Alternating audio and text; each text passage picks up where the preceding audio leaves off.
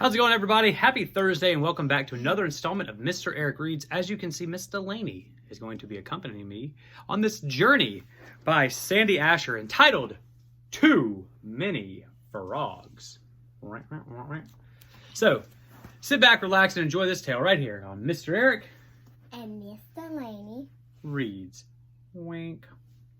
Rabbit lived by himself in the hollow of an old tree. He cooked for himself, he tidied up for himself, and at the end of each and every day, he read himself a story.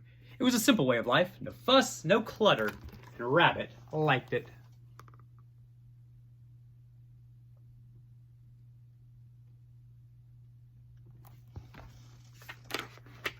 But one rainy evening, he heard a knockety-knocking at his door.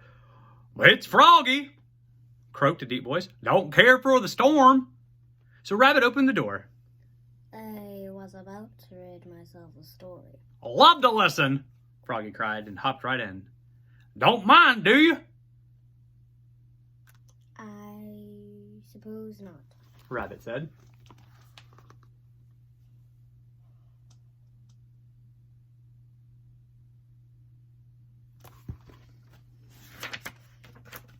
So Froggy listened while Rabbit read his story. "Well done," he cheered when Rabbit had finished. "Storm's ended too. Thanks for your kindness. Toodaloo."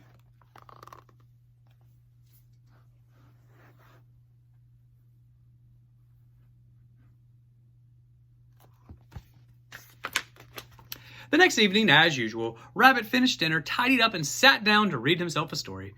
But before he could begin, he heard another knockety-knocking at his door. "It's Froggy," croaked the same deep voice. Rabbit opened the door.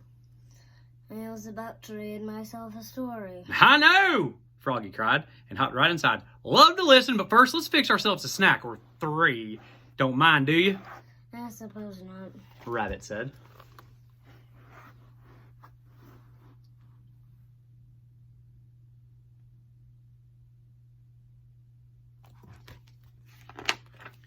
So Froggy hopped and popped, whipped and flipped, mixed and fixed a snack or three. Too much fuss, Rabbit thought.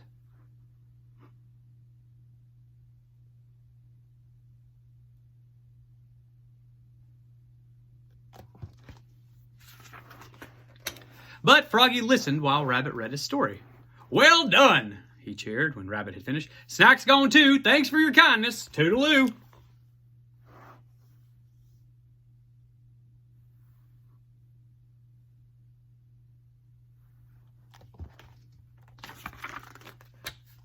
The next evening, Rabbit finished dinner, tidied up, and sat down to read himself another story. But before he could begin, there was the same knockety-knocking at his door. "It's Froggy," croaked the familiar voice. Rabbit opened the door. I was about to read. He began. "I know," Froggy cried, and hopped right inside. "About to read yourself a story? Love to listen, but first let's get ourselves all comfy cozy. Don't mind, do you?"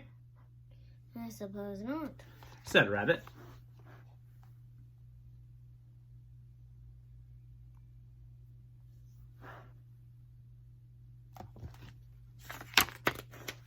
So Froggy fluffed and puffed, mushed and smushed, and piled up billows of pillows. Too much clutter, Rabbit thought. But Froggy listened while Rabbit read the story. "Well done," he cheered when Rabbit had finished. "Bedtime too. Thanks for your kindness. Toodaloo."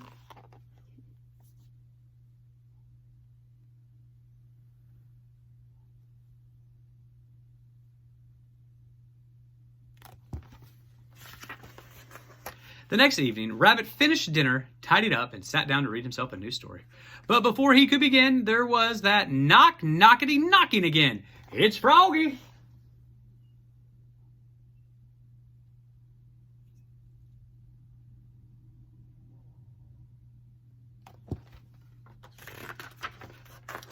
Rabbit opened the door. "I know," Froggy cried before Rabbit could even say a single word. "You were about to read yourself a story. Love to listen, but first meet the family. Been telling you all about you and your stories. Love to join us. Don't mind, do you?"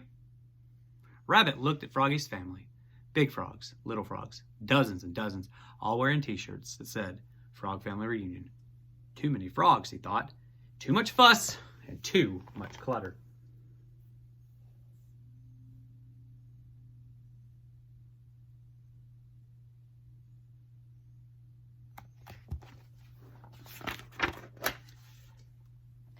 But I do mind, Froggy. He said at last. You do? Froggy asked. I never invited you in. Rabbit explained. I never invited you to fix a snack. I never invited you to get all comfy cozy. And I never invited your family to join you. So I do mind. Very much indeed. Uh-oh, croaked Froggy. Well, this will never do. Thanks for your kindness. Toodaloo.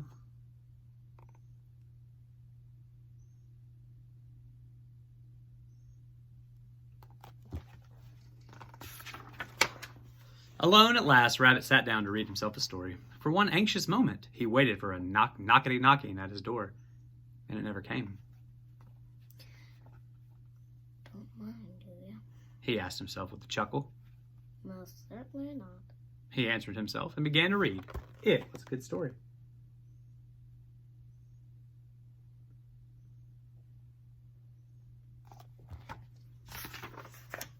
But something was missing. Snacks make a good story better, he thought. So he fixed himself a snack and he read on. It was a very good story. But something else was missing. Pillows make a good story better, he thought. So he fluffed himself a pillow and read on. It was an exceptionally good story. But something was still missing.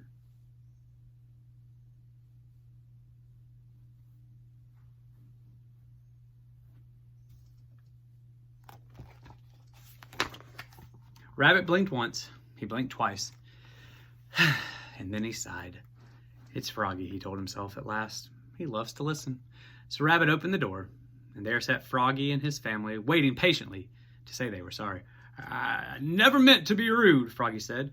We brought you a t-shirt. It says Frog Family Reunion. Thank you. Rabbit said. I was about to read a story. Would you like to join me? Love to listen, cried the frogs.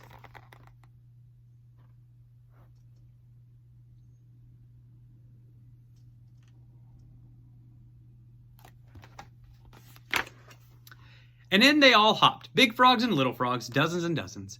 Rabbit offered them a snack or three and helped them fluff their pillows. Then every frog listened while Rabbit read a story. Well done! Well done! They cheered when he had finished. So many frogs, Rabbit thought. So much fuss, so much clutter. It was a different way of life, and Rabbit liked it.